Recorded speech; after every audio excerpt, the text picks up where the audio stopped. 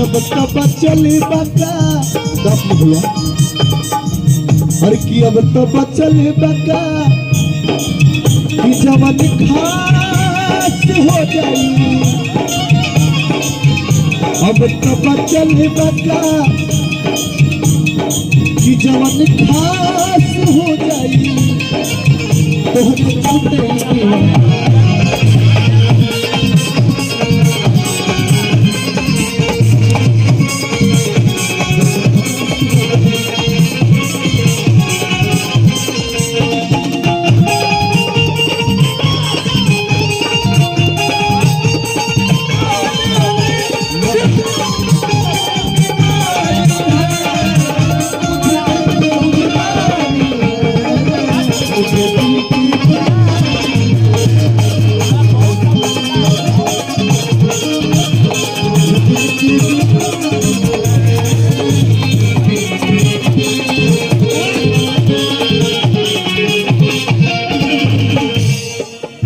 कि मन बिगड़ले बारू तू हर की मन मानी करा कि दोस्त तोहर रही हम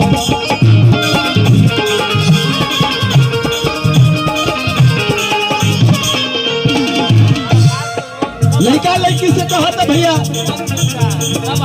कि मन बिगड़ले बारू तू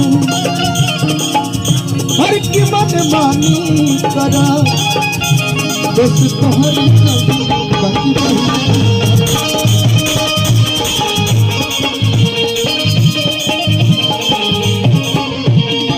कहे करो भैया कि अब तब चले बका और की जवन खास हो जाई कहल जाला भैया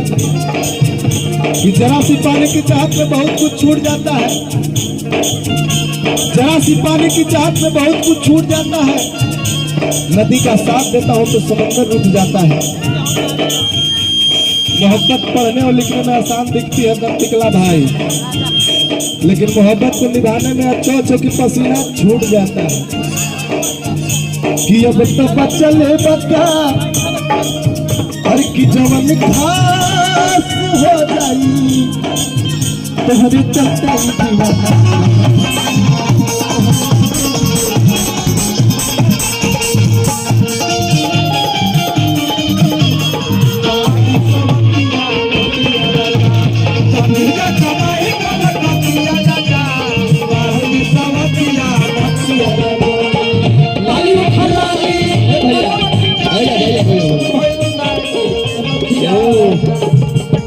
देख लीजिए अभी कुछ दिन पहले को पवन सिंह के गाना आया था कि जली जा कमाए कला कतिया राजा नारली सवतिया जली जा कमाए कला कतिया राजा नारली सवतिया लाई उठ लाई गाना के वाली सुमन्ना की जतिया लाई उठ लाई गाना के वाली सुमन्ना की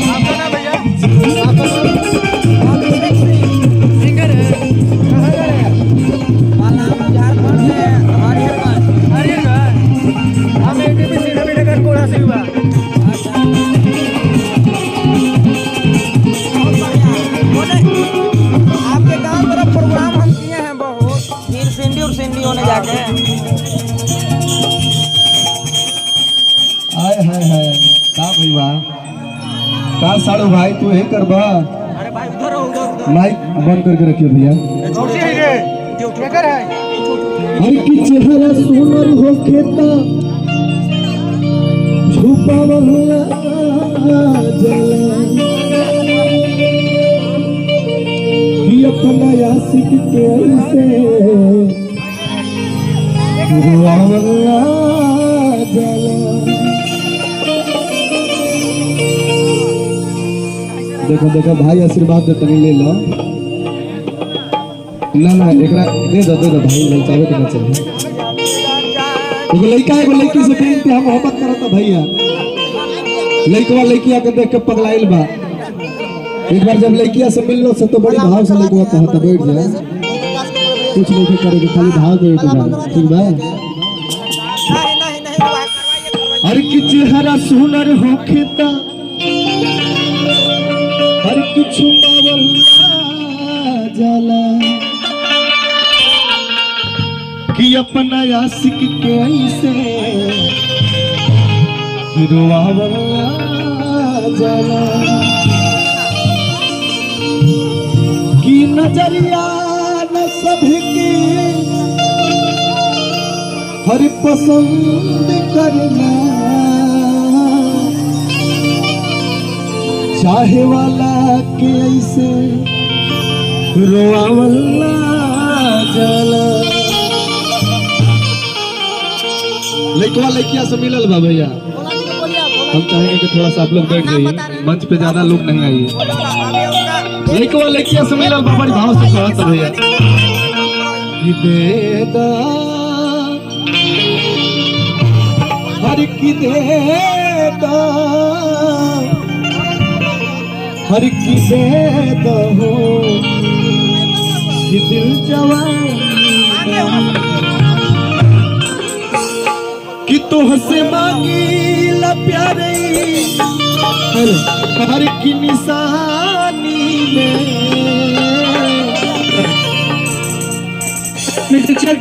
कि तुहसे मांगी ला प्यारे हर की निशानी में। लेकिन हम एक के कहिले कि चल क्रिया खिया दी हर की बगानी में, कि देदा कि देदा हर की देदा हो दिल जवानी। मैंने उड़ा के आना है भैया, 5 मिनट रहना है, लेकिन एनर्जी में है, साथ में गमछा भी है ना, गमछा बनवा दीजिएगा। कि देदा देदा देदा दिल जवानी।